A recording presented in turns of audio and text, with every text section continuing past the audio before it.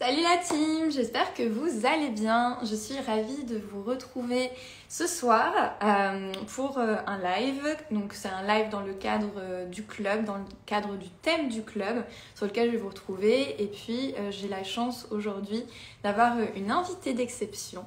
On va avoir Lisa Salis avec nous qui va pouvoir nous apporter énormément de contenu. Donc je vais vous parler de ça tout de suite après. Lisa va nous rejoindre dans quelques minutes.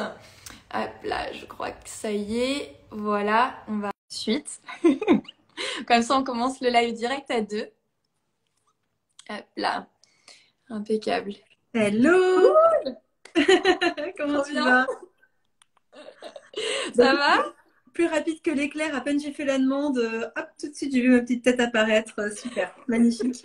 J'étais là, bon, je vais faire une petite intro, puis en fait, bon, t'es là, donc trop bien. On va faire l'intro à 2.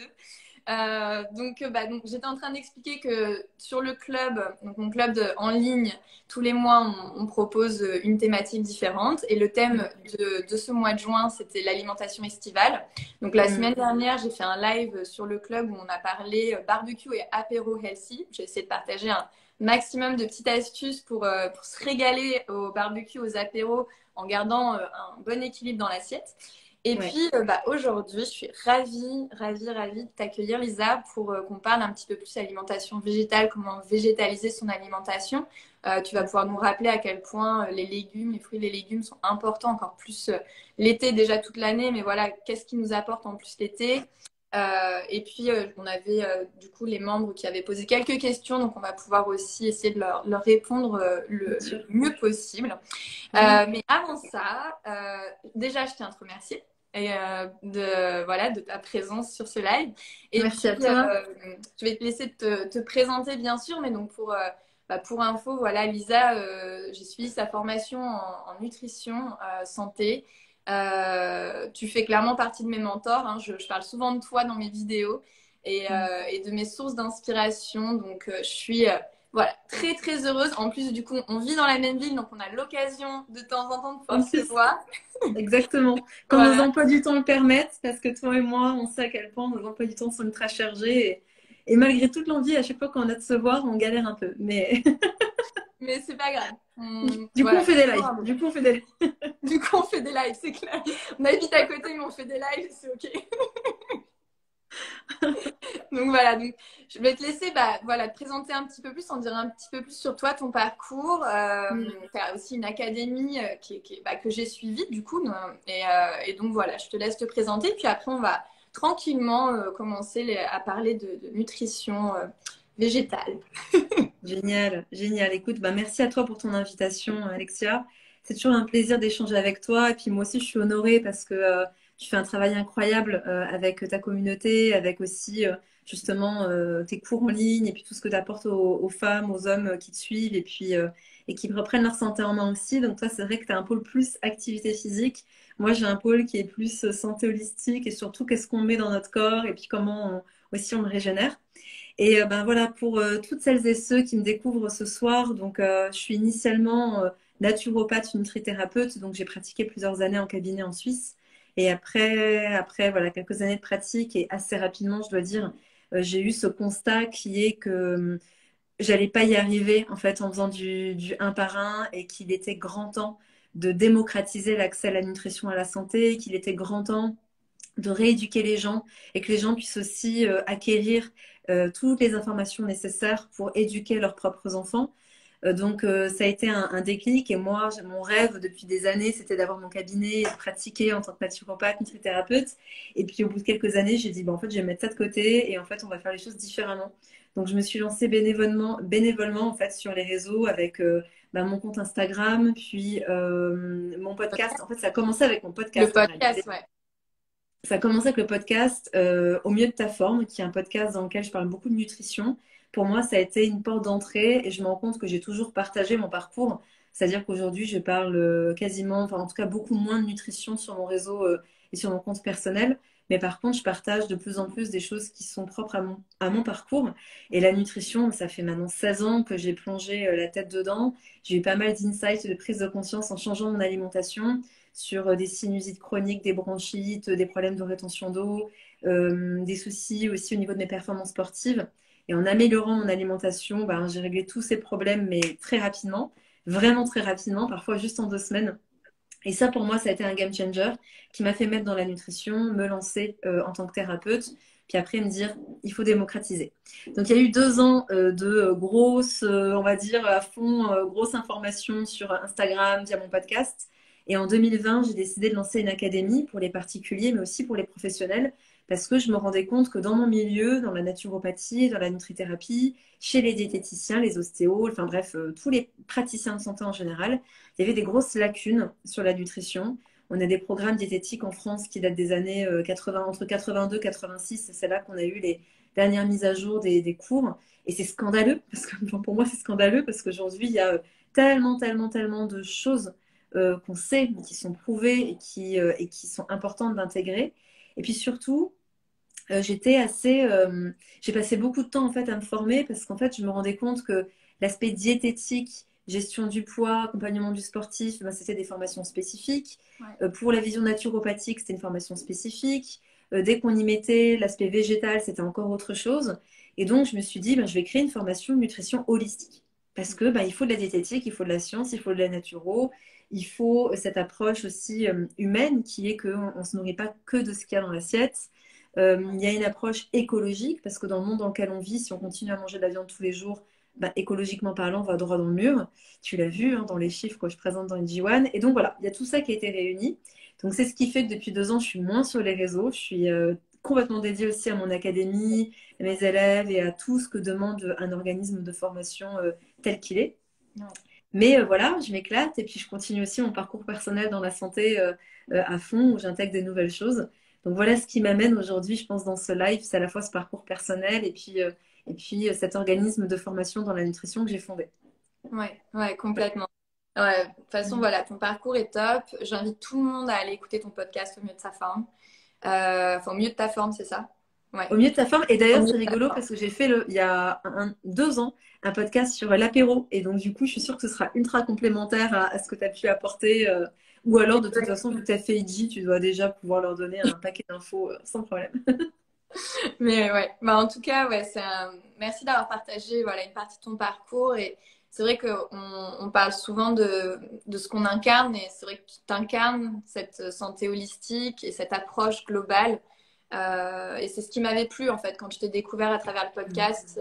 C'était il y a plusieurs années maintenant, mais j'avais aimé vraiment cette approche holistique, et le fait aussi que les personnes qui vont écouter ton podcast vont s'en rendre compte, mais tu rends les choses hyper accessibles et compréhensibles. C'est-à-dire que, bon, forcément, moi j'avais de la nutrition dans mon parcours de formation, mais même des personnes à qui j'ai fait écouter ton podcast qui n'avaient pas du tout de base en nutrition arrivaient vraiment à comprendre tout ce que tu disais. C'était tellement clair et tellement expliqué de façon limpide que du coup c'est hyper accessible à tout le monde. Donc voilà, j'invite déjà tout le monde à aller écouter le podcast clairement. Et donc, bah, du coup, ce soir, l'idée, c'était de partager donc, un petit peu plus d'infos sur l'alimentation végétale. On a eu pas mal de questions. Je ne sais pas si tu veux partir sur une intro d'abord de ce que tu penses euh, ou si on part sur les questions des membres qui ont été posées. Ouais. Comme tu Écoute, veux. je pense que on peut faire une petite intro parce que j'ai quand même souvent la question de qu'est-ce que c'est que végétaliser l'alimentation? Souvent, on confond ça avec le fait de devenir végétalien ou végétalienne. Et donc, du coup, c'est pas forcément ça. Donc, ça peut être bien peut-être de faire une Ouais. introduction rapide parce que je sais ô combien, pour avoir fait des lives tous les jours, toutes les semaines, pendant 1 an sur mon compte, je sais à quel point ça passe vite. Donc, je vais essayer de faire bref. Et puis, si besoin d'approfondissement, ben, on approfondit en live avec vous si vous êtes OK aussi. Et puis, je sais que tu es la gardienne du chat. S'il y a des questions que je ne vais pas passer, tu pourras me les Ouais, ouais, donner. les notes Mais ça va pour toi si on fait ça? C'est C'est OK? parfait. Ouais, ouais. Cool. Reprenons par le début. Génial. Alors, bah déjà, le fait de végétaliser l'alimentation, ça veut déjà dire qu'on va apporter plus de végétaux et on va essayer de faire en sorte de réduire la part de produits animaux. Donc, on va dire que le modèle alimentaire, je parle même pas de régime, mais plus de modèle alimentaire idéal d'un point de vue écologique, c'est le régime flexitarien, ce qu'on appelle le régime flexitarien, qui est en fait un régime où justement on va être peut-être à 80% végétal, donc des fruits, des légumes, des céréales, des légumineuses. Donc les légumineuses, je le rappelle, c'est tout ce qui est pois chiches, haricots, lentilles. Il y a certaines céréales voilà, qu'on appelle des céréales, mais qui font partie plus de la famille des légumineuses, comme le sarrasin par exemple. Bref, mais bon, ça englobe tout ça. Bien sûr, les herbes aromatiques, etc. Et puis, on va avoir 20% du temps, le 20% de l'alimentation, on va se permettre de mettre des produits animaux. Mais ça va du fromage, le miel, le fromage, les produits laitiers, hein. Et puis, tout ce qui va être viande, poisson. Donc ça, déjà, c'est un premier step. Et c'est vrai que déjà là, à ce stade, parfois, on se dit, ben, déjà, si je dois manger 80% du temps végétal, ça veut dire qu'il y a peut-être au moins un jour, 2 jours par semaine complet où je vais pas du tout manger de produits animaux. Et puis peut-être qu'il y a au moins un repas par jour qui va être 100% végétarien, voire 2 repas par jour 100% végétarien, voire végétalien. Et comment je fais? Donc déjà, c'est cette histoire de ratio. Après, on peut tout à fait être plutôt végétarien ou avoir une alimentation végétale, c'est OK. Donc quand on parle de végétaliser l'alimentation, on inclut tout ça. Après, l'intérêt, pour moi, l'intérêt numéro un, il est déjà écologique. C'est-à-dire que, et c'est important de le dire, d'ailleurs j'ai fait un podcast qui est Quel est le meilleur régime? Et j'explique qu'aujourd'hui, il y a des régimes qui sont cétogènes, paléolithiques, et que oui, pour moi, c'est des régimes thérapeutiques qui peuvent être extrêmement bénéfiques en cas de diabète, en cas de maladie auto-immune, en cas de cancer, surtout en cas de diabète de type 1, de type 2. Donc du coup, oui, ça peut être bien, mais par contre, si la Terre entière se nourrissait avec un régime paléo qui, lui, à l'inverse, exclut les céréales et légumineuses et ses viandes, poissons, ses produits animaux et plutôt des légumes, des fruits, bon, ben, en fait, on se rend compte qu'écologiquement, on ne tiendrait pas.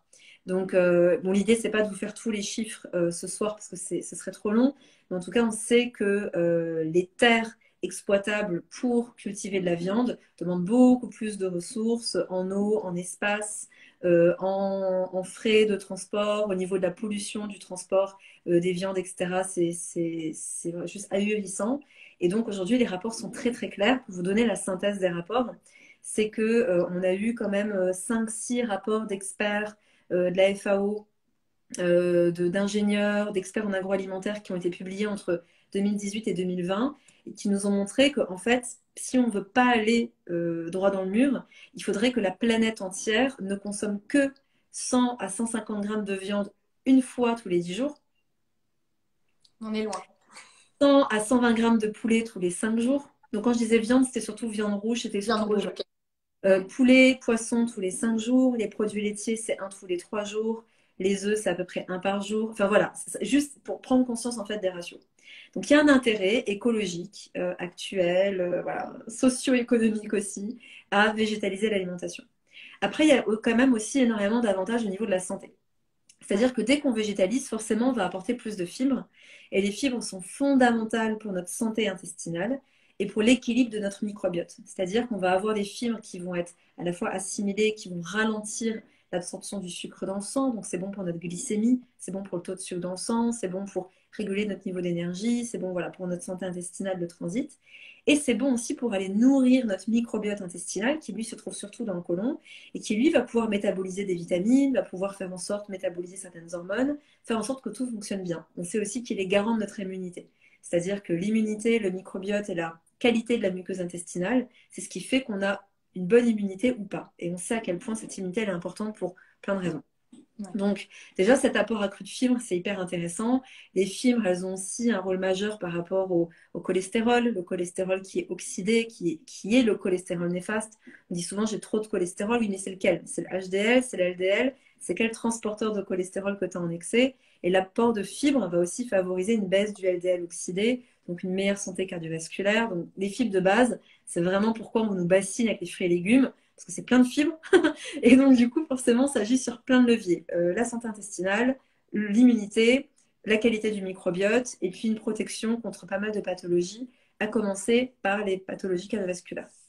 Après, on va avoir, quand on végétalise, quelque chose d'assez systématique qui va être de l'ordre de la baisse des acides gras saturés. Il existe différentes sortes de graisses. Donc, quand on dit acides gras, lipides, on parle des graisses. Et il y a différentes sortes. Il y en a qui sont dites saturées, monoinsaturées, polyinsaturées. Les saturés, on va surtout les trouver dans les produits animaux, on va les trouver dans les graisses animales. On en trouve dans d'autres aliments aussi, mais c'est en grande partie là-dedans qu'on les trouve.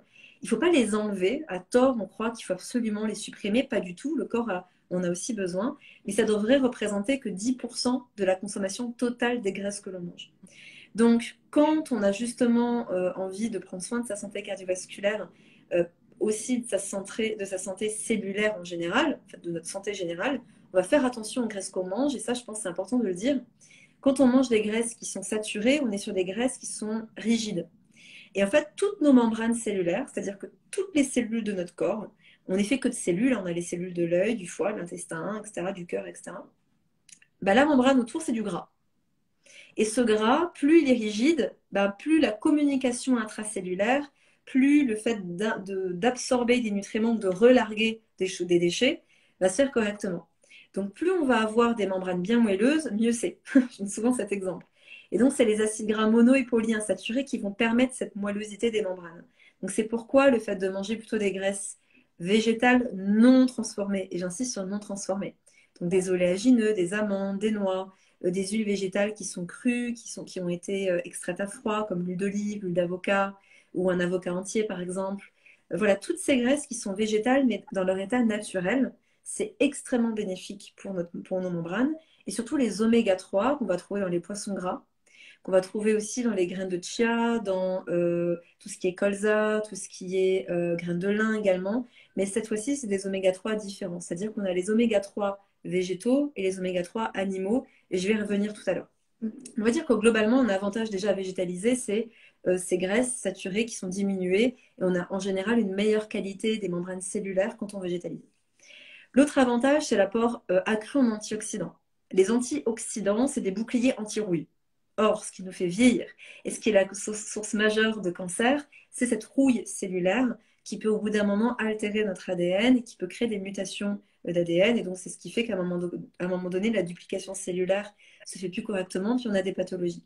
Donc, le fait d'avoir beaucoup d'antioxydants, d'avoir beaucoup de vitamines, de minéraux, parce qu'on mange plus de végétaux, bah forcément, c'est bon pour notre santé générale. Puis globalement, après, ça c'est plus les études. On se rend compte que toutes les études qui sont faites sur des personnes qui ont des régimes végétariens, végétaliens depuis longtemps, ont un risque beaucoup plus bas d'avoir des maladies cardiovasculaires, d'avoir des maladies rénales, des troubles hormonaux, d'avoir des risques de cancer, surtout du cancer colorectal. En fait, il y a une baisse de 70% des risques de cancer colorectal, de 40% des risques du cancer, donc c'est quand même pas rien. Voilà, ça déjà c'est pour les avantages. Maintenant, il y a quand même des inconvénients, et là, c'est pas du tout des inconvénients qui sont corrélés à une alimentation flexitarienne. On est uniquement sur des inconvénients liés à un régime végétalien. C'est-à-dire quand on est strictement végétalien, quand on mange pas d'œufs, pas de produits laitiers, pas de viande, etc., là, on a des inconvénients. Donc ça, c'est important de le noter, parce que ça veut dire que quand on végétalise à 80% son alimentation, on n'a que les bénéfices. Et ça, c'est cool. Quand on commence à devenir végétalien, ça ne veut pas dire qu'il ne faut pas le faire. C'est OK, on peut le faire pour des raisons éthiques et autres, mais on va devoir être vigilant à des déficits qui sont assez courants. On a les déficits en zinc, en calcium, en fer, qui sont plus courants chez les végétaliens, parce que c'est des choses qu'on trouve beaucoup dans les produits animaux. On a des carences souvent en vitamine A, en vitamine D, en vitamines dites liposolubles, parce que c'est des choses qu'on trouve surtout dans les corps gras, et souvent dans des produits animaux comme le beurre, comme les viandes, les poissons, beaucoup, et dans tout ce qui est voilà, fromage, dans le jaune d'œuf également. La B12, c'est aussi une vitamine B qu'on peut tout à fait métaboliser quand on a une excellente santé, parce que le microbiote peut le faire, mais c'est rare. C'est rare qu'on ait une parfaite santé au niveau du microbiote, et puis surtout qu'on ait les cofacteurs, c'est-à-dire tous les petits alliés, les vitamines, les minéraux en présence suffisante pour métaboliser ce qu'il faut métaboliser. Et j'aurais tendance à dire que le déficit majeur qu'on va avoir, et peut-être la chose la plus problématique qu'on peut avoir quand on a un régime sans poisson, donc que ce soit végétarien ou végétalien, c'est les oméga 3. Et là, je rebondis sur ce que je vous ai dit précédemment. Les oméga 3, on a les produits animaux et végétaux. Et donc, les oméga 3 animaux, on les appelle EPA, DHA. Et les oméga 3 végétaux, donc graines de lin, colza, chanvre, bref, tout ce qui est source d'oméga 3 végétale, c'est ce qu'on appelle des ALA. Le corps humain peut transformer ces ALA en EPA, DHA. Et ces EPA, DHA, ils sont fondamentaux. Parce que les EPA, ils vont avoir un rôle surtout sur l'inflammation. Or, il n'y a pas maladie sans inflammation. Et donc, de consommer des EPA, ça va permettre d'avoir une action anti-inflammatoire sur le corps. Donc, ces EPA sont fondamentaux pour ça. Par contre, le DHA est surtout nécessaire pour la santé cognitive. Donc, quand on a nos ALA, on peut transformer ces EPA DHA, on a besoin de fer, on a besoin de zinc, on a besoin de B12, on a besoin de magnésium.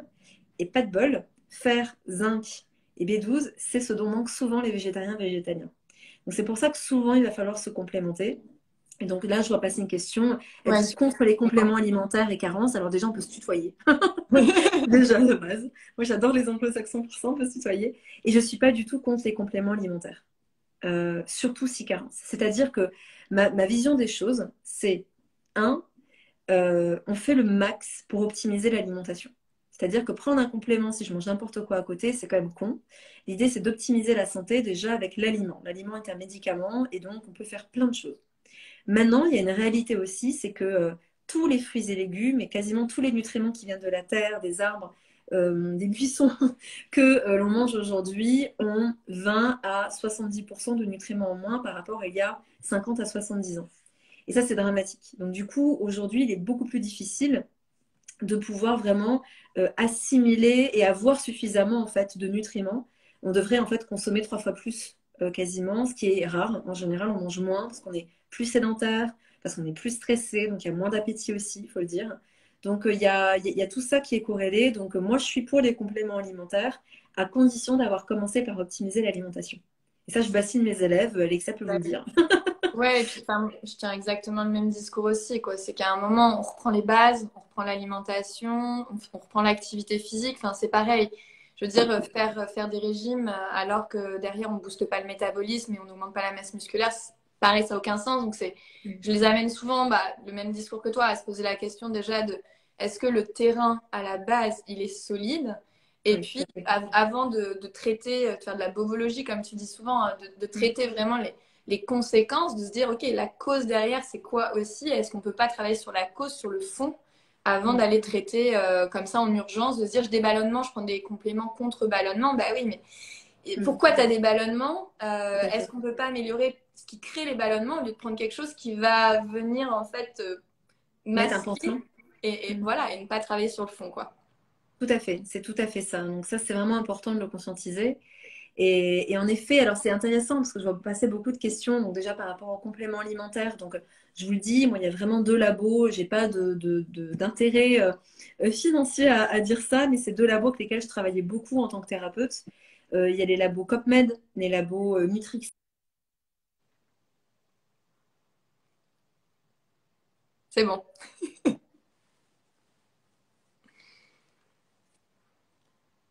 T'es relâ? Non, tu m'as perdu un moment, j'ai été éjectée d'Instagram, je sais pas, il y a eu un bug. Mais voilà, c'est cool que ça se soit C'est pas bon. perdu.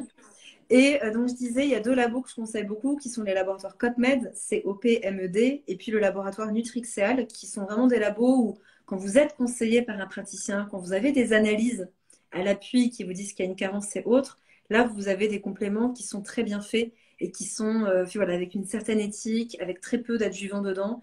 Parce que ça aussi, dans les compléments alimentaires, il y a beaucoup de choses dont on pourrait se passer au niveau des adjuvants, donc faites vigilant à ça. Et de manière générale, je conseille vraiment d'avoir fait une consultation en fait pour s'assurer de ne pas s'auto-supplémenter quand on ne sait pas ce qu'on fait. Donc soit vous êtes formé et puis vous avez cette capacité à être votre propre expert en nutrition, avoir des conseils vraiment personnalisés et vous pouvez aller acheter vos compléments à droite à gauche. Sinon, faites 1, 2, 3 consultations avec un naturopathe, un nutrithérapeute. Vous allez gagner énormément de temps et d'argent. On pense qu'en fait c'est un investissement, mais non, ça vous fait gagner beaucoup de temps et d'argent sur le long terme. Donc je peux que vous inviter à faire ça. Voilà. Ouais, complètement. J'avais vu passer. Alors, malheureusement, en tant qu'invité, je ne peux pas remonter les questions.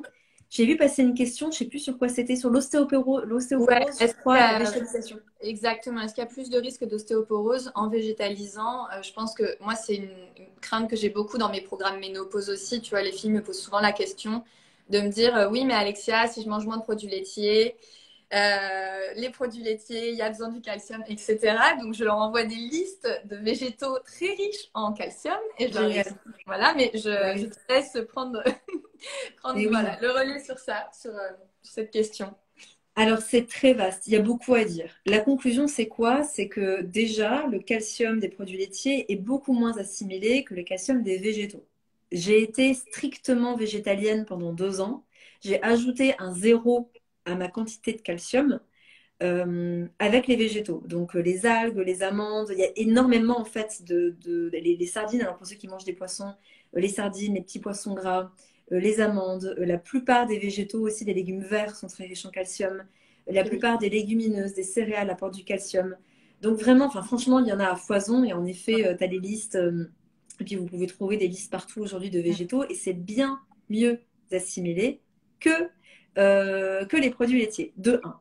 De Ouais. deux, il y a des études qui nous montrent aussi les personnes qui ont plus de risques de fracture du col du fémur. Donc, c'est souvent des études qui sont faites sur les personnes âgées et ça montre en effet des fractures plus courantes donc voilà, au niveau du col du fémur. Donc, il y a eu un focus là-dessus. C'est pour ça que je dis ça. C'est des études qui parlent spécifiquement de cette fracture-là. On se rend compte qu'il y a beaucoup plus de risques chez les personnes qui sont grosses consommatrices de produits laitiers plutôt que l'inverse. Et oui, et pourquoi? Parce qu'en fait, quand on consomme beaucoup de produits laitiers, il y a beaucoup plus en fait de calcium que de magnésium et que d'autres minéraux dans ce produit laitier. Et en fait, pour assimiler cette quantité de calcium énorme, le corps va devoir puiser dans ses propres minéraux pour faire la balance et assimiler ce calcium-là, en partie, parce qu'il l'assimile qu'en partie. Et tout ça, en quelque sorte, nous déminéralise. Et cette déminéralisation, on va la chercher où? En fait, tous ces minéraux de réserve, on va les prendre dans les eaux, parce que c'est là qu'ils sont stockés. Donc, à l'inverse, oubliez ce qu'on vous raconte. Ah ouais, mais non, je tombe de haut. Non, mais c'est vraiment, oui, c'est la réalité. C'est-à-dire C'est que ouais. les campagnes de communication autour des produits laitiers sont mensongères par Ouais. rapport au calcium. C'est très mal assimilé. Et aujourd'hui, on est éduqué à, regardez, il y a ça dedans, bah du coup, vous l'assimilez. Mais pas du tout. On n'est pas ce qu'on mange, on est ce qu'on assimile. Et en Ouais. fait, il y a des raccourcis qui ont été faits qui sont vraiment dramatiques. Et donc, du coup, les produits laitiers, non, c'est vraiment pas source de. C'est pas du tout protecteur en cas d'ostéoporose. Donc, déjà, ça, on s'enlève de la tête et on va consommer beaucoup plus de calcium et de phosphore et de vitamine D, qui sont tout aussi importants pour la santé des os, notamment, à travers des végétaux. Mm. Deux, alors, l'inverse de ce que m'a dit le docteur, c'est fou, bah oui, parce que les docteurs Bah ont oui. 2 à 4 heures de nutrition sur le banc d'école. Ils sont médecins, mais ils ne sont pas formés en nutrition. D'ailleurs, j'ai énormément de généralistes dans ma formation. Mm. Voilà, Oui, je ferme la parenthèse. ouais. Ensuite, non, il y a un autre point fondamental qui est à comprendre par rapport à cette histoire d'ostéoporose. C'est très bien qu'on en parle. C'est l'équilibre acido-basique. Juste avant, je vous disais que ce qui crée une déminéralisation va être néfaste pour la santé osseuse parce que les minéraux, ils sont dans nos os. L'équilibre acido-basique, c'est quoi? C'est ce pH qu'a le corps dans le corps. Donc le corps va toujours chercher à avoir un bon pH qui est entre 7,3 et 7,4 à peu près. Et aujourd'hui, il y a beaucoup de choses qui l'acidifient. Donc le café, l'excès de viande, l'excès de fromage type parmesan à pâte dure, Ouais. le stress, le sport. Quand on fait du sport intensif, c'est un excès de stress oxydatif. Quand on mange trop de céréales, trop de légumineuses, c'est acidifiant. À l'inverse, ce qui nous alcalinise, c'est tout ce qui apporte des minéraux. Donc c'est surtout les algues, les fruits, les légumes, surtout les légumes verts, les jus d'herbe de blé comme l'herbe d'orge, c'est un excellent alcalinisant, l'herbe de blé, etc. Et pourquoi? Parce que c'est plein de minéraux. Et pourquoi c'est ces minéraux qui nous alcalinisent? Tout simplement parce que les minéraux servent à tamponner l'acidité qu'il y a dans le corps. Donc quand on a beaucoup d'acide, le corps va soit utiliser les minéraux qui viennent de l'alimentation, soit s'il n'y a pas assez de minéraux dans l'alimentation, bah, il va aller prendre les minéraux qu'il y a quelque part, donc il va les prendre dans les os en grande partie. Les os, les cheveux, les fanères en général. Donc c'est Mm. pourquoi quand on est déminéralisé, d'ailleurs à propos de cheveux, j'ai l'impression que j'en ai un dans l'œil depuis tout à l'heure. Je sais pas ce que j'ai dans l'œil, mais bon bref. Euh, le corps va aller chercher en fait tous ces minéraux-là et c'est ce qui fait qu'on peut se dire ah tiens j'ai mes ongles qui sont fragiles, j'ai mes cheveux qui sont tout secs, ça pousse plus, ou alors en effet on peut se retrouver avec de l'ostéomalacie, de l'ostéoporose, des troubles à long terme. Et ce qu'il faut comprendre c'est que la déminéralisation elle vient pas du jour au lendemain, on se crée pas de l'ostéoporose à 30 ans, on s'en crée au fur et à mesure qu'on a été puisé dans nos stocks. Donc vraiment, ça c'est ultra important à comprendre.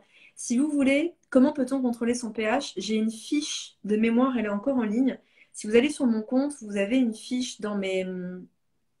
on vous la remettra en story si jamais elle n'y Ouais. est pas. C'est une fiche gratuite sur laquelle on vous explique comment équilibrer, en fait, comment avoir un bon équilibre acido-basique. Mais concrètement, je vais vous le dire en 2 mots, c'est diminuer ce qui est acidifiant, donc à commencer par les fromages à pâte dure, les charcuteries, donc les produits ultra transformés, le café, Ça tout ce fait, qui est générateur de stress hyper important. Donc vraiment pour réguler l'excès de stress, on va faire des exercices respiratoires, on va aller marcher, on va aller se connecter à la nature. Et puis on va augmenter la part de ce qui nous alcalinise, donc des fruits, des légumes verts. Et moi c'est pourquoi je recommande à tout le monde de consommer un jus vert plutôt fait chez soi que des produits bio pour éviter les pesticides tous les jours, ou des jus d'herbe de blé. Donc ça c'est de la poudre d'herbe de blé que vous pouvez acheter en magasin bio, qui ne contient pas de gluten, parce que je sais que je vais avoir la question. L'herbe de blé ne contient pas de gluten.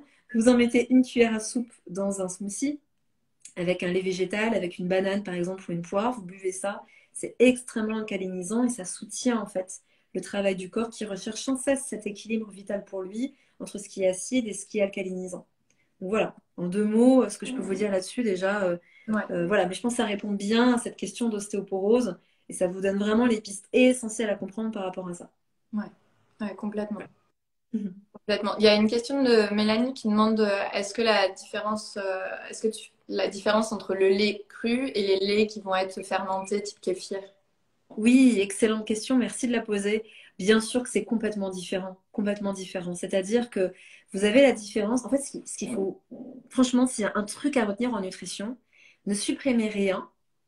Ce qu'il faut revoir souvent, c'est les ratios et c'est la qualité des aliments. Ouais, C'est-à-dire que les sucres sont nécessaires. Quel sucre on va manger? Les protéines sont nécessaires, mais peut-être que les protéines animales, on va diminuer et on va favoriser des protéines végétales. Et là, c'est pareil pour les produits laitiers. Les produits laitiers de vaches qui sont industriels, dans lesquels il y a énormément d'antibiotiques, de résidus médicamenteux, parce que ben, dans le lait maternel, il y a tout qui passe. Ben, dans le lait de la vache, c'est pareil, on se retrouve avec ça.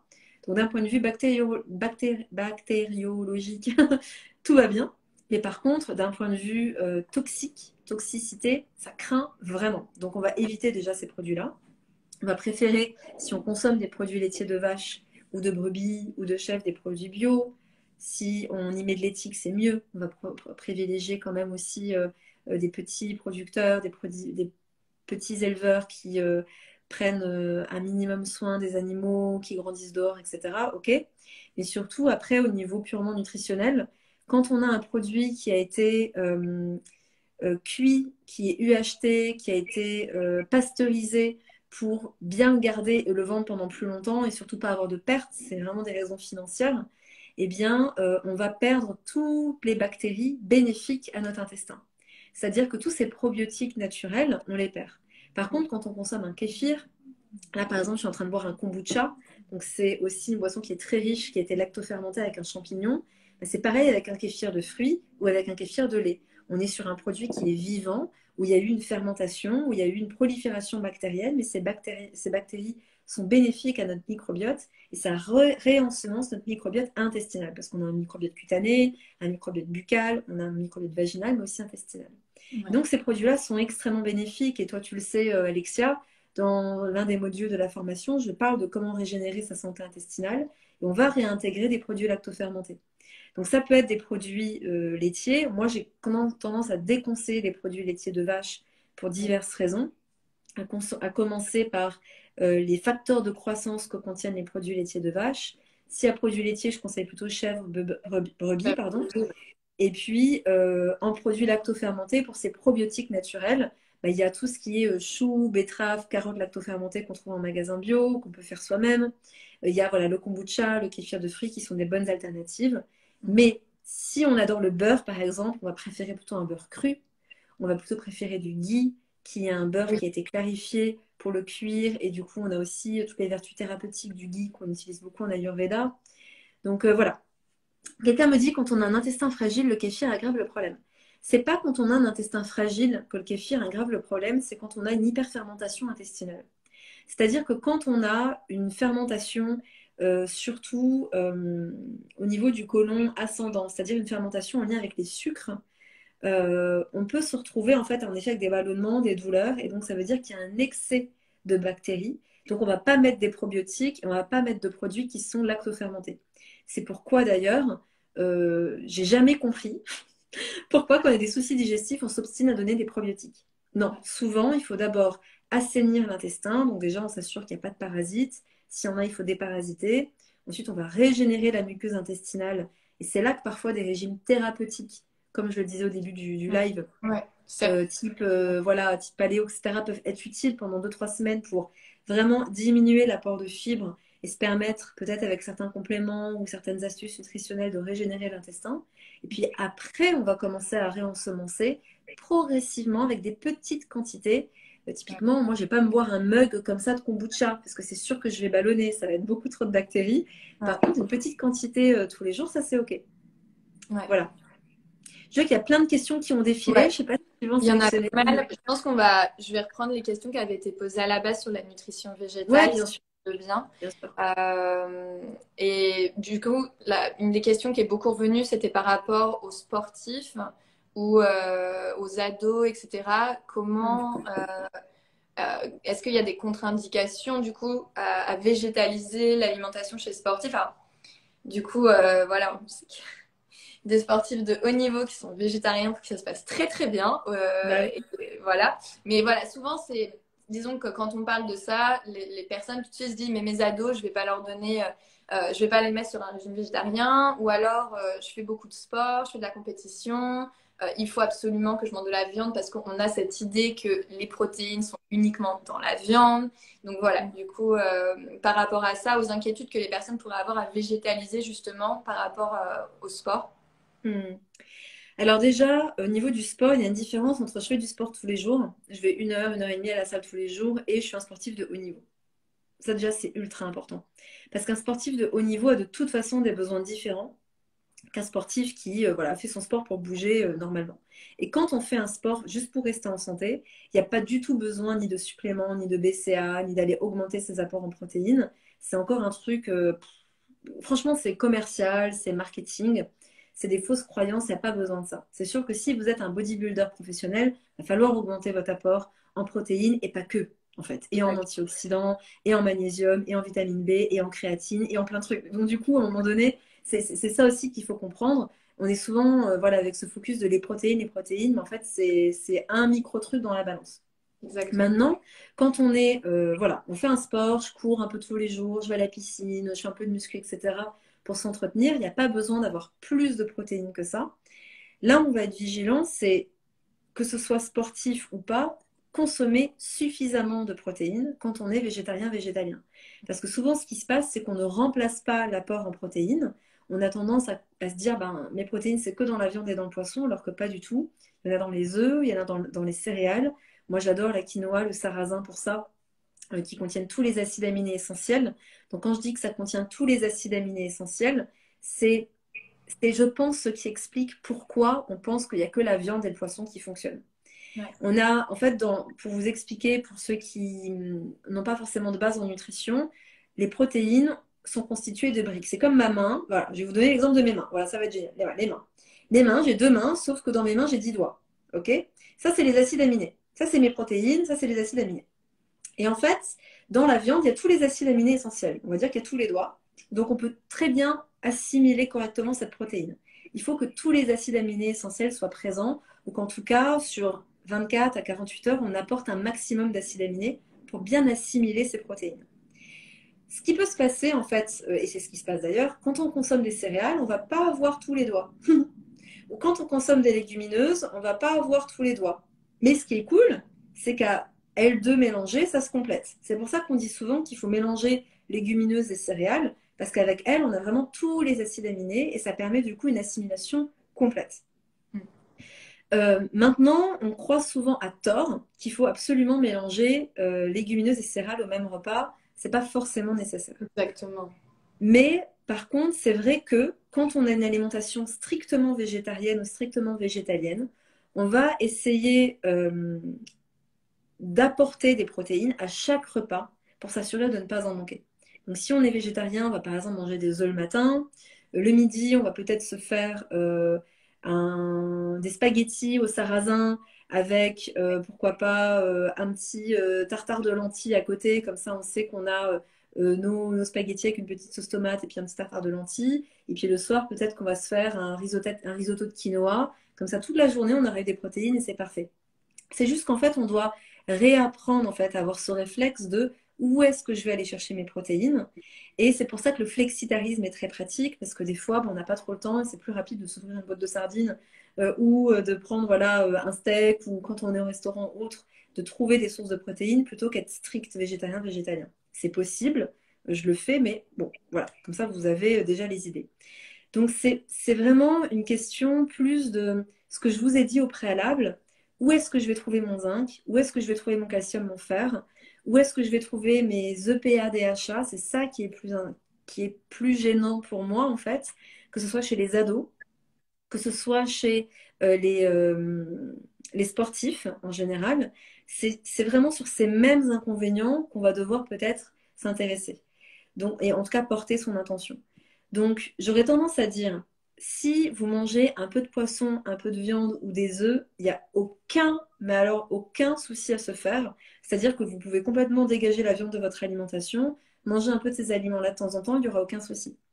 Là où je dirais attention, adolescent sportif, c'est si c'est strictement végétalien ou strictement végétarien, pensez à remplacer les apports en protéines par des apports végétaux régulièrement. Donc, je vous l'ai dit au début, quinoa, sarrasin, petit épeautre. Le petit épeautre contient du gluten et il a moins de protéines dedans, mais pourquoi pas.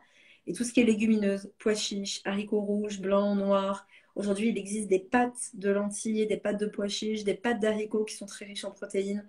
Donc pensez à toutes ces alternatives-là qui permettent de manière, avec des aliments non transformés, de faire le plein de protéines. Il y a après le chanvre également, après il y a des petites astuces à droite à gauche, mais Noix, amandes, noisettes aussi. exactement, les oléagineux, et ça apporte beaucoup de lipides aussi, les oléagineux, mais on va vraiment avoir également l'apport en protéines qui est intéressant. Donc ça, c'est important, et j'aurais juste tendance à dire, soyez très vigilants si vous êtes végétalien. Autant le fer, le calcium, on peut vraiment, si on a une bonne santé intestinale, les assimiler sans problème, sans problème. Ce qui est souvent plus dérangeant, c'est les zinc. Et souvent, dans les trucs dans les posts que je peux voir, les articles, on parle beaucoup du fer, beaucoup du calcium. Mais non, en réalité, ce qui est souvent une galère, c'est le zinc, parce qu'on trouve beaucoup dans les œufs, dans les produits laitiers, dans les produits animaux, et c'est beaucoup plus difficile de l'assimiler dans les produits végétaux, et donc c'est souvent là qu'il faut complémenter. Zinc, EPA, DHA, c'est souvent là qu'il faut être vigilant. Il y Voilà. a Astrid qui demande si les œufs contiennent tous les acides aminés. Oui, Et après, il y a les huîtres Claude, aussi. les huîtres aussi, exactement, ouais. Et Claude qui Alors, disait, je fais oui, une vas-y, micro parenthèse. Si vous vas-y, êtes vas-y. végétalien et que vous mangez des huîtres, cadeau bonheur, c'est nickel. Parce qu'en fait, dans les huîtres, vous avez l'iode. Vous avez donc de l'iode qui est assimilable, donc c'est comme les tartares d'algues fraîches ou les huîtres, vous avez l'iode, vous avez la B12, vous avez du zinc, mais on veut tu en voilà, vous avez du fer. Donc tout ce qui est souvent en carence, en fait, si ce n'est le PADHA qu'on n'a pas dans les huîtres, tout le reste vous l'avez. Donc végétalien avec des huîtres et des petits poissons gras, pour moi c'est le régime parfait. Voilà. Nickel. Il y avait Claude qui disait les légumes secs et pour les protéines font moins envie l'été. Je pensais au houmous, quoi, typiquement. Enfin, Bah le ouais. houmous l'été avec des bâtonnets de carottes, c'est des voilà, pois chiches. Et ça te donne moins envie l'été parce que tu associes, je pense, dis-nous si je me trompe, ces légumineuses à des plats en sauce, à des dalles, à des plats chauds. Alors que moi, en fait, ce que je fais, c'est que déjà, je fais tremper mes légumineuses. On n'en a pas parlé, mais les Ouais. oléagineux, surtout les amandes, les noisettes, on va les tremper. Les céréales, c'est bien de les tremper aussi, mais surtout les légumineuses. Parce qu'en fait, ces aliments-là contiennent des antinutriments, c'est-à-dire que quand on les mange crus, on ne le fait pas hein, parce que c'est indigeste, et même quand on les cuit sans les préparer en amont, on a des antinutriments qui vont limiter l'absorption de leurs minéraux, de leurs vitamines, de leurs acides aminés aussi. Donc pour mieux digérer, pour éviter les troubles digestifs en lien avec ces aliments, donc les ballonnements, les déficits d'assimilation, on va faire tremper ces céréales, ces légumineuses, ces oléagineux. Et donc typiquement, moi, mon réflexe, c'est le soir de me dire, tiens, souvent je le fais 2 à 3 fois par semaine. La veille au soir, je me dis, bah tiens, ces jours-ci, je vais manger des lentilles, des pois chiches. Je les fais tremper le soir. Le lendemain, je les cuis. Et je les mange pas quand je les cuis. Je les cuis, je les laisse refroidir et après, je les mets en salade.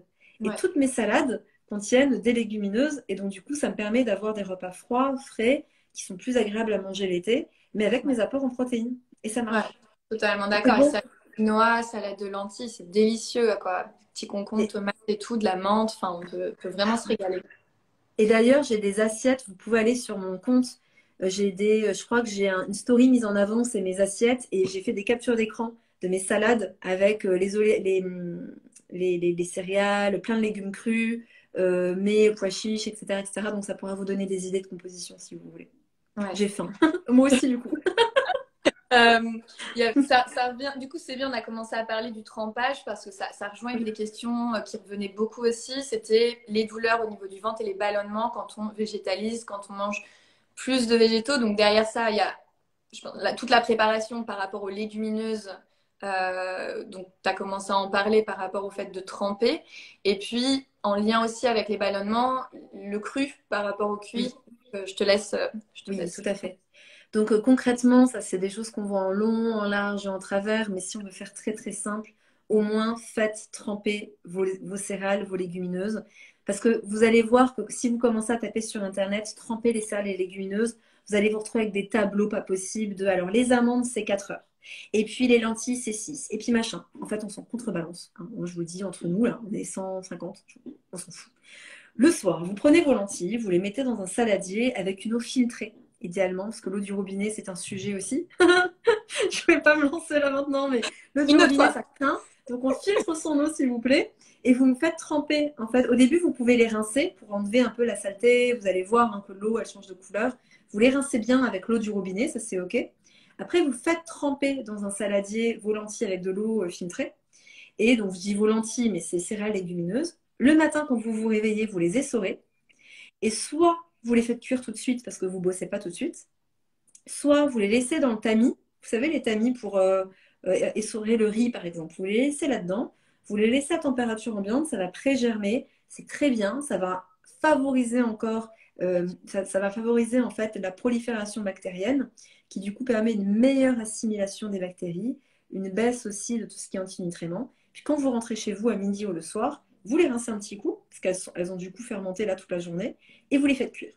Et c'est beaucoup plus digeste, ça favorise une meilleure digestion, ça évite les ballonnements, et ça permet une meilleure assimilation. Un. Deux, pour tout ce qui est crudité, évidemment, les crudités ont des fibres insolubles, les crudités sont très riches en cellulose, comme la salade par exemple. Et donc, il y a à la fois un phénomène complètement naturel de fermentation qui crée des ballonnements pour assimiler, pour digérer ces aliments. Donc, bon, bah, c'est normal. Mais il y a deux autres facteurs qui sont importants. Donc, je vous disais, un, on fait tremper. Deux, dans les crudités, ben, c'est normal que ça ballonne un peu. Mais le troisième facteur, on le divise en deux, c'est la quantité d'aliments qu'on mange. C'est-à-dire que si vous mangez du cru matin, midi et soir, avec des légumineuses matin, midi et soir, peut-être que le matin, vous n'allez pas ballonner. Peut-être que le midi, ça va aller. Mais par contre, le soir, vous allez avoir le ventre parce que c'est une question quantitative. La deuxième chose, c'est la mastication. Et je vous jure, j'insiste, ça peut paraître con, mais en vrai, qui mastique voilà, parmi vous, qui mastique dans cette assemblée générale là? En général, on mange ultra vite et moi la première, franchement, c'est un truc où ça fait 15 ans que je suis dans la nutrition. Ça fait 15 ans qu'il y a plein de fois où je suis en mode ok, je fais vraiment gaffe à ma mastication et que quand je suis dans le jus, quand je suis plus speed, quand je suis plus stressée, je mange hyper vite et je regarde mon assiette, je dis mais là, je l'ai gobé quoi. Et je le vois tout de suite sur ma digestion. Donc non, non, non, non, c'est toujours un rappel. Je mets ma fourchette, je mastique 10, 15 fois, j'insalive bien, je repose ma fourchette. Et tant que j'ai pas bien rendu tout liquide, eh bien là, je reprends pas ma fourchette et je prends pas une autre bouchée. C'est hyper important en fait, parce que vous allez voir que juste en faisant ça, votre digestion ça va être le jour et la nuit, quoi, clairement. C'est clair. Et c'est souvent, c'est ça qui est un peu frustrant pour nous, c'est que c'est souvent ces conseils-là qui sont les plus simples et qu'il faut commencer à appliquer. C'est comme boire de l'eau ou voilà, juste déjà bien s'hydrater, bien Ouais, masquer, manger en pleine conscience, de pas être dans un environnement stressant. Déjà juste ça, ah ça, ouais. ça Donc, change tellement de choses. c'est ça. Par exemple, quelqu'un qui me dit je veux perdre du poids. Franchement, la première chose à faire, c'est la mastication, la conscience et la gestion du stress. Donc, tu vois, rien que ça, on commence par ça. Il y a des bouquins entiers qui parlent des régimes mastication, c'est pour vous dire. Ouais, Mais ouais. ouais, voilà. Moi, maintenant, j'essaie de faire davantage attention à mastiquer. Effectivement, c'est le jour et la nuit. Bah ouais, ouais, c'est clair. C'est clair. Ouais. Donc Euh, voilà. Donc, je sais pas si j'ai répondu entièrement à la Donc, question. c'était par rapport donc, au ballonnement. Donc, tu as Ouais, répondu quand même en grande partie. Par rapport aux crudités aussi, tu disais que c'est une ouais. question de quantité au final. Et, Euh, ouais, de fibres, c'est-à-dire que les fibres, déjà les crudités contiennent beaucoup de cellulose, bah, je pense surtout à tout ce qui est les pousses, les salades, et puis ça contient des fibres insolubles qui en effet quand on se fait des grosses assiettes de crudités, ben, ça fait beaucoup de fibres d'un coup, et donc c'est d'autant plus important de mastiquer et d'insaliver, parce que on va favoriser en fait le travail digestif, et donc ça va limiter le ballonnement par la suite. ouais, complètement. Voilà. Top. Euh, je vais poser une autre question qui revient hyper souvent quand on parle de végétaliser, c'est le soja. Ah oui. On n'en a pas encore parlé. Donc, est-ce que c'est bon ou pas pour la santé? Est-ce qu'il y a une consommation maximum par jour? Et puis, il y a soja et soja. Ouais. Donc, je te laisse nous C'est parler. waouh, c'est en effet un sujet hyper vaste. Je crois que le dossier complet qu'on a fait sur le soja, il doit faire 20 pages, un truc comme ça, tellement il y a à Ouais, dire. c'est bien. Alors, je réfléchis juste pour essayer de synthétiser. Il y a plusieurs choses au niveau du soja. On va parler de l'aspect digestif et on va parler de l'aspect hormonal. Déjà, oui, le soja est une source extraordinaire de protéines, extrêmement bien assimilée pour les végétariens et les végétaliens. Donc s'en priver, c'est un peu con. Voilà, on va parler crûment, c'est un peu dommage. Maintenant, c'est vrai qu'il peut y avoir des inconvénients. Donc déjà, quand je vais parler de soja, je vais parler strictement de soja euh, non OGM et bio. Ok? Donc tout ce qui est soja que vous n'achetez pas en magasin bio et tout soja qui est voilà, vendu en grande surface et sur lequel c'est pas indiqué clairement bio non OGM, on le dégage et on le supprime clairement de son alimentation. Donc là, on fait vraiment un focus sur un soja de bonne qualité. Au niveau digestif, le soja est très riche en antinutriments. Et quand vous consommez justement du tofu, du tempeh et autres, alors le tempeh, on a beaucoup moins ce problème, je vais vous expliquer pourquoi, mais du tofu notamment, ou du lait de soja, et ben on est rarement face à des fabricants qui ont pris le temps de faire tremper leurs graines de soja, de les faire germer et de là faire un lait de soja avec, ou de faire un yaourt de soja avec, ou de faire un tofu avec. Ce qui fait qu'on a beaucoup d'antinutriments et ça crée des ballonnements. Donc déjà au niveau digestif, on va préférer du tofu qui est lactofermenté, on va préférer du tempeh qui est aussi issu du soja mais qui a été lactofermenté, et tous les dérivés, donc tout ce qui est tamari, les dérivés de soja, en fait tous les produits traditionnels japonais, asiatiques en général, sont faits avec une fermentation. Donc, les mecs avaient tout compris et savaient que c'était fermenté ou rien. Donc ça, c'est OK. Maintenant, on va dire que le plus gros problème au niveau santé est souvent corrélé à l'aspect hormonal et aux phytoœstrogènes. Donc pour bien comprendre de quoi on parle, il faut savoir qu'en fait, les phytoœstrogènes qu'on retrouve dans les graines de lin, par exemple, qu'on retrouve dans certaines plantes, à commencer aussi par le soja, on parle de phytoœstrogènes parce qu'en fait, ils ont une forme qui ressemble à nos propres hormones, à l'œstradiol. Et en fait, ça va aller se mettre sur les récepteurs de nos oestrogènes. Donc, ce n'est pas des oestrogènes à proprement parler, c'est des phytoœstrogènes. Aussi, ce qu'il faut comprendre, c'est que ces phytoœstrogènes sont 1000 fois moins puissants que les oestrogènes humains. Donc, bon, déjà, au niveau, on va dire, santé, on se rend bien compte que c'est pas tout d'un coup une consommation, on va dire, normale de soja qui crée des problèmes de santé. Ok? Il y a beaucoup plus d'oestrogènes synthétiques qui sont extrêmement néfastes de notre santé dans nos produits d'entretien, dans les pilules contraceptives, dans l'eau du robinet, que dans notre bloc de tofu qu'on mange de temps en temps, quoi. Donc, juste aussi, ça c'est important à un moment donné de remettre aussi les choses dans leur contexte. Au niveau des phytoestrogènes, on se rend compte aussi qu'il y a, on est tous très différents par rapport à la réaction au soja, parce que ça dépend notamment de notre génétique et de notre microbiote. C'est-à-dire que comme notre ADN, on a un microbiote qui est unique.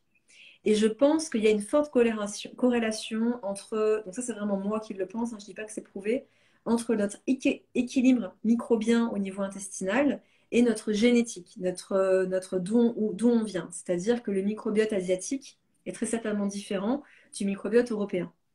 C'est ce qui pourrait certainement expliquer aussi pourquoi les Asiatiques mangent du tofu à toutes les sauces et tout va très bien, et nous on y est plus sensible.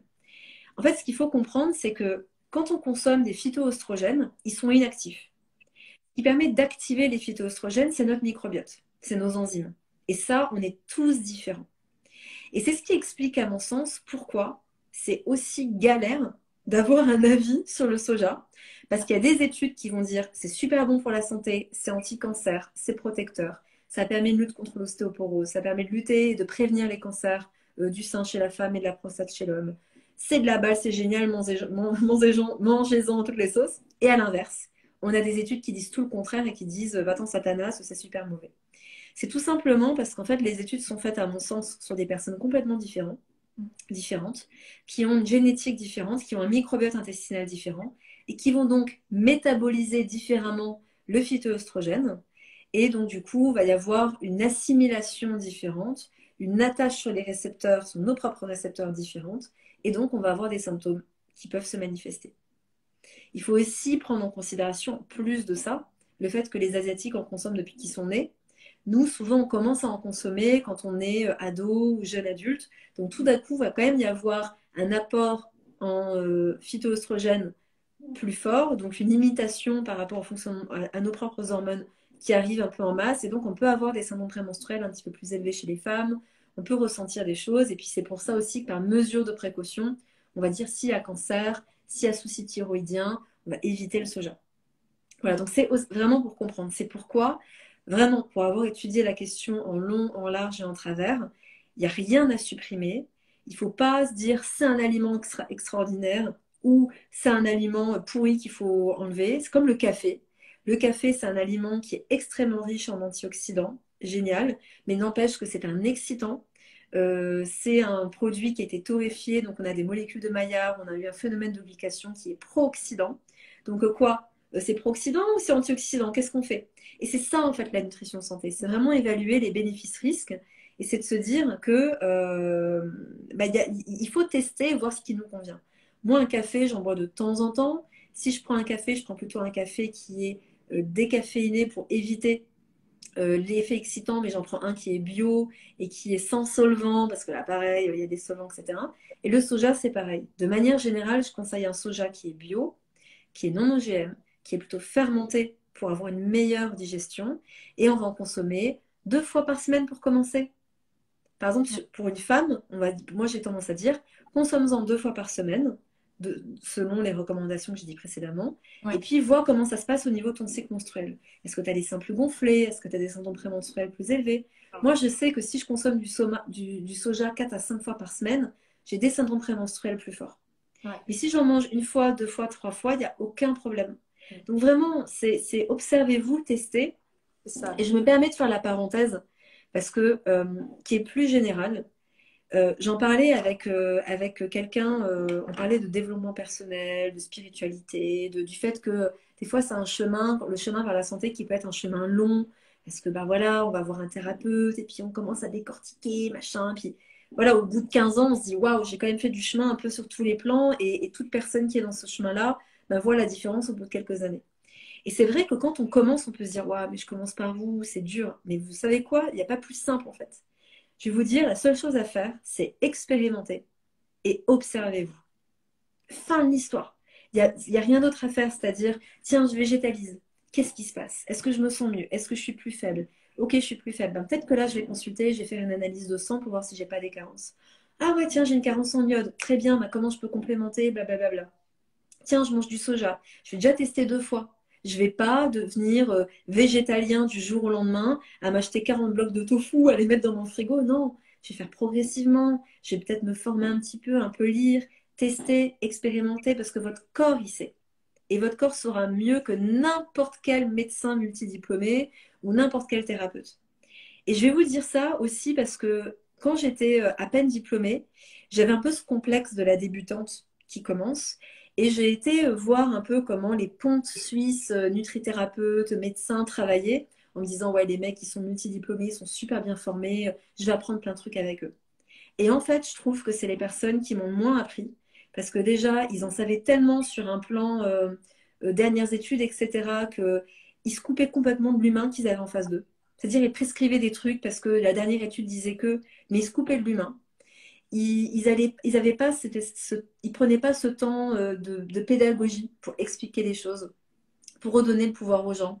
Ils prenaient pas ce temps d'aller vraiment creuser et de croire la personne qui avait en face, parce que c'est pas parce qu'une étude a dit ça que c'est forcément la vérité pour la personne qu'on a en face.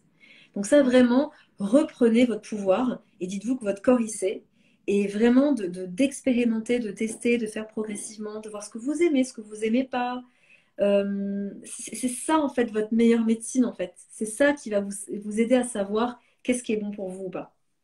Voilà, Et je puis, ferme la parenthèse. ouais, non, mais c'est exactement ça, d'expérimenter. Des fois, c'est ce que je dis aux filles, je dis, genre, je les bassine avec l'hydratation et tout ça, je leur dis, non, me croyez pas, en fait. Genre, faites-le, Bah ouais. expérimentez, et venez me Ouais. dire derrière, en fait. Genre, me croyez pas sur parole, faites-le, testez. Testez les conseils Mhm. qu'on vous donne. Voyez comment est-ce que vous vous sentez, est-ce que vous dormez mieux, est-ce que vous avez plus d'énergie, est-ce que vous êtes moins ballonné, est-ce que... Voilà, et si ça va dans ce sens-là, en fait, derrière, ce sera même pas un effort d'adopter une nouvelle habitude parce que le bien-être est tellement immédiat qu'en fait, on ne fait même pas l'effort de changer. On Ouais, change facilement, quoi. tout à Donc, fait. C'est tout à fait ça. J'ai vu une question juste avant, mais je ne l'avais pas en entier. C'était par ouais. rapport à une personne qui disait la maladie. J'ai juste vu la fin, qui disait s'apprendre à s'observer, mais je n'ai pas eu le début. Alors attends, j'ai plusieurs. Ouais. Alors c'est un vrai chemin de santé de vie, s'écouter complètement au niveau émotionnel, même avec une maladie et malgré une bonne hygiène de vie. Apprendre à s'observer dans sa globalité émotionnelle et physique. Alors, Mm. je sais pas, il y avait peut-être un début de question, mais je le vois pas. Mm. Il y avait Elisabeth aussi qui partageait qu'elle était végétarienne depuis 18 mois et que son mauvais cholestérol avait augmenté. Est-ce que tu as une piste? Mm. Alors, en général, le mauvais cholestérol, c'est-à-dire le LDL, c'est vraiment le LDL, c'est le transporteur du cholestérol. Donc ça, c'est important de le comprendre. En fait, on a le HDL, le LDL. Le HDL, il va vers les centres de stockage et le LDL, il va vers les zones à risque. Et quand on a beaucoup de LDL, c'est qu'il y a des zones à risque dans le corps qui ont besoin du cholestérol pour aller colmater ce qui est à colmater. Donc il faut imaginer, je vais vraiment vous donner une image ultra simplifiée, mais en gros, imaginez qu'il y a une irritation au niveau d'une artère. Ok, bah là du coup, il y a une inflammation, le corps a besoin d'un pansement, il a besoin de colmater tout ça, il va dire allô cholestérol, ramène-toi. Et le taxi qui ramène le cholestérol, c'est le LDL. Ok? Donc, quand on a beaucoup de LDL, ça veut dire qu'il y a beaucoup de zones à risque dans le corps. Et les zones à risque, ça veut dire qu'il y a de l'oxydation, ça veut dire qu'il y a de l'inflammation. Donc, oxydation, est-ce que tu manges assez d'antioxydants? Fruits rouges, légumes, tout ce qui est riche en antioxydants, notamment ben, voilà, donc les fruits et les légumes en général, oui, mais surtout les baies. Surtout, on va avoir le persil, les aromates, les fruits d'été, les légumes d'été, pardon, qui sont très rouges, les aubergines, les tomates, etc. Le lycopène des tomates qui s'assimile mieux quand il est cuit dans l'huile d'olive qui est très riche en antioxydants. Donc déjà, on va vraiment se dire, je fais la part belle en antioxydants et j'en consomme tous les jours. Ça, dans le module 2, tu l'as vu, Alexia, je conseille vraiment tout un listing d'aliments. Donc, je dis, essayez d'avoir toujours des myrtilles fraîches ou congelées chez vous. Faites la part belle aux huiles d'olive. Essayez d'apporter également voilà, des grains de lin qui apportent aussi des fibres qui sont extrêmement efficaces pour absorber le LDL oxydé et mieux l'éliminer. Donc voilà, on va faire attention à la fois à l'apport en antioxydants et on va faire attention à ce qui nous oxyde. Donc le stress et tout ce qui est facteur de stress. Donc sport excessif par exemple. Ça veut dire je vais courir 1 heure et demie tous les jours. Ou alors je suis sportive de haut niveau. Ou alors je suis une boule de stress ambulante et je ne gère pas mon stress. Je ne fais pas d'exercice respiratoire. Je ne fais pas de cohérence cardiaque. Je ne balade jamais en nature. Donc l'oxydation, c'est j'augmente les antioxydants et je diminue les facteurs oxydants. Deuxième point, l'inflammation. Est-ce qu'il n'y a pas une inflammation intestinale qui est génératrice d'inflammation bas grade? Et pour ça, tu peux faire des analyses, tu peux aller voir un naturopathe qui va te faire une anamnèse, donc un bilan de santé pour voir, te poser différentes questions pour voir s'il n'y a pas un terrain inflammatoire. Et puis tu peux faire doser aussi ta protéine C réactive en labo pour voir si, donc ce qu'on appelle la CRP, si elle est supérieure à 5, c'est qu'il y a certainement une inflammation qui peut aussi expliquer pourquoi tout d'un coup il y a ce LDL qui monte en flèche. Voilà les deux pistes, on va dire, rapidos comme ça qui peuvent aider. Ouais, top.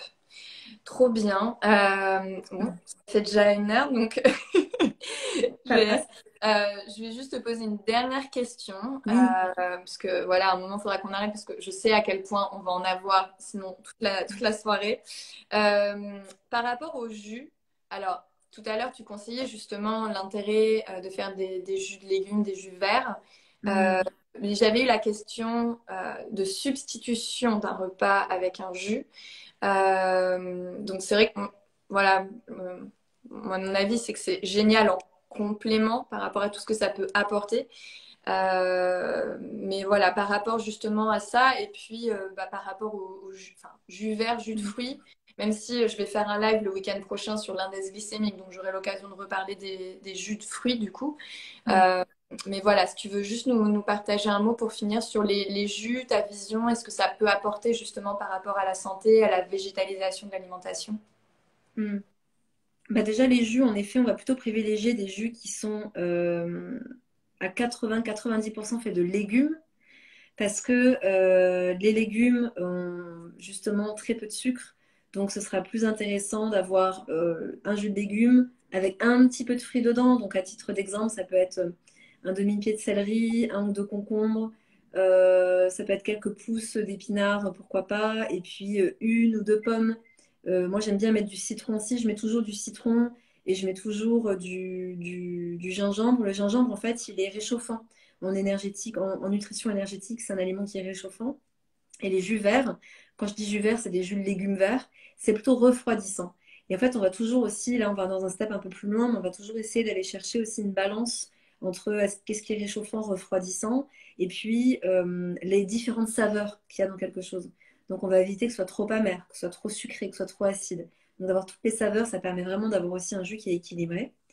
Et puis, c'est vrai que quand on fait un jus de fruits, puisque c'est un jus qui n'a plus les fibres ne vont pas ralentir l'absorption du sucre. Et donc, ça va induire une absorption plus rapide des sucres du fruit. Euh, c'est un sujet vaste parce que tous les fruits ne sont pas égaux. Il y a des fruits qui ont plus de fructose que d'autres.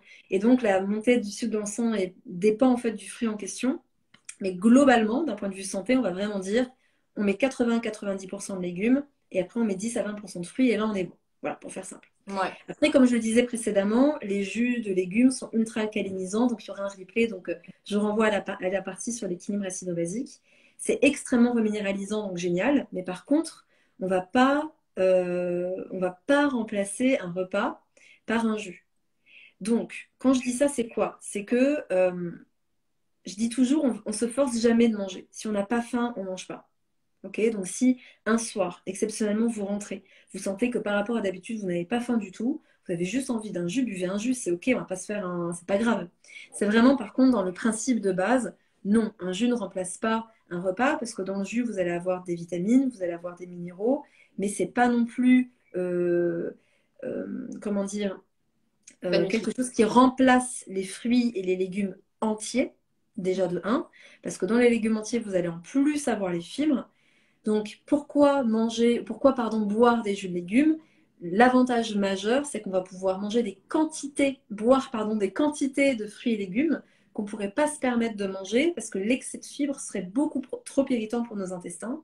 Et chez une personne qui a un intestin irritable, qui ne peut plus du tout consommer de cru parce qu'elle a l'intestin en vrac, ou qui a une rectocolite hémorragique, par exemple, avec une grosse pathologie inflammatoire, on va vraiment éviter d'aller consommer des crudités. Et du coup, l'information du vivant et voilà, l'aspect vivant de l'alimentation qui est important aussi, on va l'apporter sous forme de jus. Voilà.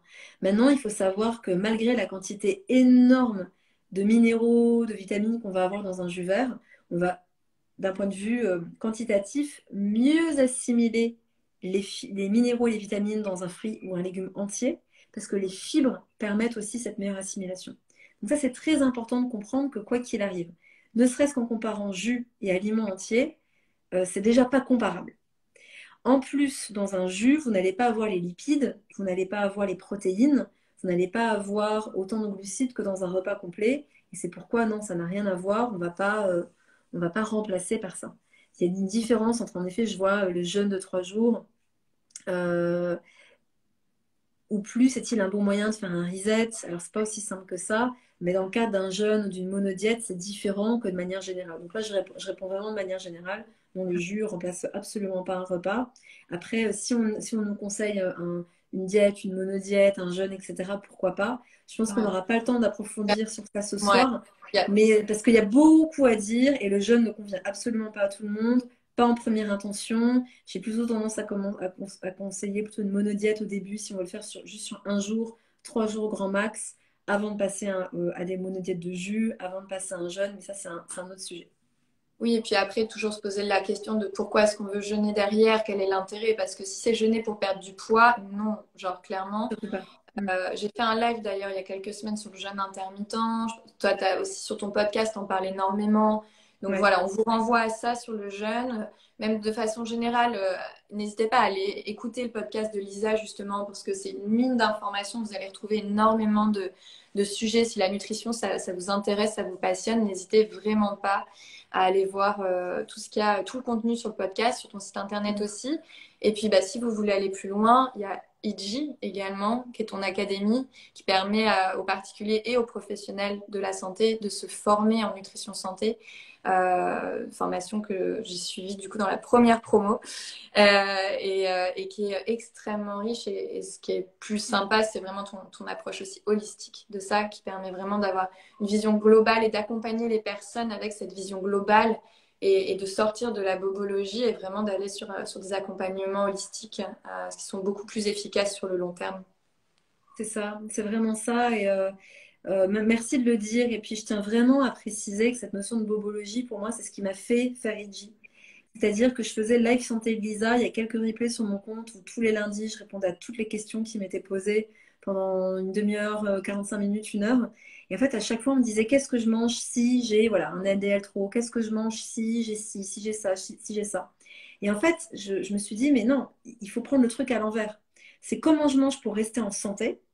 Parce que quand j'adopte cette alimentation santé, j'ai 80% des problèmes qui passent. Et quand j'ai adopté cette alimentation santé pendant 3 mois, 6 mois, bien là, en fait, on commence à avoir une bien meilleure santé à tous les niveaux et on a des analyses qui se transforment. Et j'ai tellement eu de témoignages de gens qui ont perdu 25, 30, 40, 45 kilos, des analyses de sang qui sont transformées, l'arrêt de prise de statine, l'arrêt de prise d'insuline. Franchement, c'est un délire. Et j'ai jamais parlé de pathologie dans ma formation, dans le sens où, oui, j'explique les causes des pathologies, bien sûr, parce que le but aussi de cette formation, c'est d'arrêter que ces maladies de civilisation qu'il ne faut qu'augmenter et qui sont les plus mortelles, donc diabète de type 2, cancer, maladie cardiovasculaire. Mais en fait, c'est vraiment de comprendre toutes les personnes qui ont des pathologies, qui ont des symptômes, commencer par de la nutrition préventive, holistique, et après aller chercher, tiens, qu'est-ce qui reste maintenant? Et je vais aller faire des analyses pour aller creuser et pour aller chercher les 20% restants et optimiser en fait. Et c'est là qu'après on va aller tester, observer, tester, observer. Mais la base, elle est la même pour toutes. Et très souvent, j'ai aussi la question de, mais si je suis sportif, et si je suis enceinte, et si j'ai un enfant de 3 4 ans, et si machin. En fait, c'est de la nutrition préventive, point, quoi. C'est ça, c'est pareil, c'est pareil. Et C'est moi, c'est pareil, en pareil. fait. On a tous deux bras, C'est on a tous pareil, deux jambes, on a tous, ça fait 80% c'est du ça. job. Des fois, j'ai des Et femmes qui me disent, bah oui, mais mon mari, mes enfants, mais non, pareil. Genre, si c'est bon pareil. pour ta santé à toi, c'est bon pour leur santé à eux aussi. C'est exactement ça, c'est exactement ça. Et c'est vraiment de se dire, alors dans ça, dans cette nutrition santé, il y a du boulot. Oui, si je prends une J1, c'est 8 mois. Voilà, c'est 8 mois, à mon sens minimum, pour tout intégrer, parce que on voit tout en détail. Et du coup, forcément, quand on parlait tout à l'heure de l'équilibre acido-basique, de tout ce qui est en lien avec la longévité, avec l'oxydation, et les protéines, et les glucides, et les lipides, et la santé holistique, et les envies alimentaires, et la symbolique alimentaire, et l'écologie, il y a un milliard de trucs à dire. Mais une fois qu'on a ça, allez, terminé, bonsoir, ça c'est fait, next. On peut Ouais, s'occuper d'autres choses dans notre vie, quoi. Et ouais. ça, c'est important. C'est important parce que moi, j'ai vraiment été, j'ai eu une hygiène de vie bien meilleure d'un point de vue purement sport et nutrition il y a 10 ans de ça, mais j'étais en moins bonne santé il y a 10 ans qu'aujourd'hui parce que j'avais pas intégré cette nutrition holistique, parce que j'avais Ouais. pas cet alignement auquel je touche de plus en plus aujourd'hui, parce qu'il n'y avait pas cette réalisation de moi aussi. C'est pour ça que cette approche holistique, elle est ultra importante. Donc, vous qui, Dieu merci, faites partie des personnes qui prenaient soin de votre santé au niveau nutritionnel, qui faites du sport aussi avec Alexia, c'est génial. Mais vraiment, ne mettez jamais à côté en fait la partie sociale, votre bien-être émotionnel, votre gestion émotionnelle, même si les émotions se gèrent pas, elles se vivent. On se laisse traverser en fait. Exactement. Voilà, le temps parfois il est important aussi parce que je sais que chez les personnes et surtout chez les femmes qui s'intéressent beaucoup à la nutrition, il y en a beaucoup qui sont manipulés par ça. Et essayez vraiment de garder peut-être 20%, 30% au moins du temps que vous accordez à la nutrition. à des choses qui vous nourrissent sur d'autres plans, à des choses qui vous mettent en joie, à des choses qui vous font rire. Parce que c'est ça aussi la santé, c'est vraiment important de le rappeler. Ouais, Vraiment. ouais. Toujours voir Mm. le côté global. Mm. Merci. Merci à toi, Alexia. Merci, Merci à merci pour toi. ton temps, pour ton partage, ta générosité comme d'habitude. Plaisir. Voilà, énormément de gratitude comme d'habitude. Donc merci infiniment. Voilà, j'invite tout le monde à aller voir tes réseaux sociaux, à aller écouter ton podcast, à regarder de plus près tout ce que Iji peut apporter. Et puis merci infiniment pour votre réactivité sur le chat ce soir, toutes vos Mm. questions, d'avoir été très nombreux présents jusqu'au bout. Donc, merci infiniment. Le live sera donc en replay là, pendant 24 heures et ensuite il sera disponible en replay sur le club, donc, qui est la plateforme où je regroupe tous les replays, etc. Donc, voilà, vous pouvez le Yes. revoir si vous avez loupé une partie. Et puis, merci infiniment et puis à très très bientôt pour un brunch. Ouais, avec grand plaisir. À très bientôt pour un brunch. Et puis, en effet, je rejoins ce que tu as dit. Merci à vous d'être présents. C'est hyper précieux, en fait. C'est-à-dire que je pense que toi et moi, on est portés par une mission commune qui est de vous aider. On a envie, en fait, que la planète entière soit en bonne santé parce que je pense que, comme moi, tu es convaincu que on réalise ce pourquoi on est là que quand on a un corps qui fonctionne bien et qu'on est bien dans notre corps et qu'on est en bonne santé. Et donc, le fait que vous soyez dans ce chemin-là, ben, vous contribuez à notre mission et vous la faites vivre. Donc, c'est génial. Et c'est toujours hyper chouette d'être dans un live où il y a de l'interaction, il y a des questions, il y a de l'intérêt. Donc merci pour ça. Ouais, merci. Mhm. Merci Lisa, merci à tous. Que du Belle love. soirée à toutes et Prenez tous. soin de vous. Ciao, ciao. Ciao.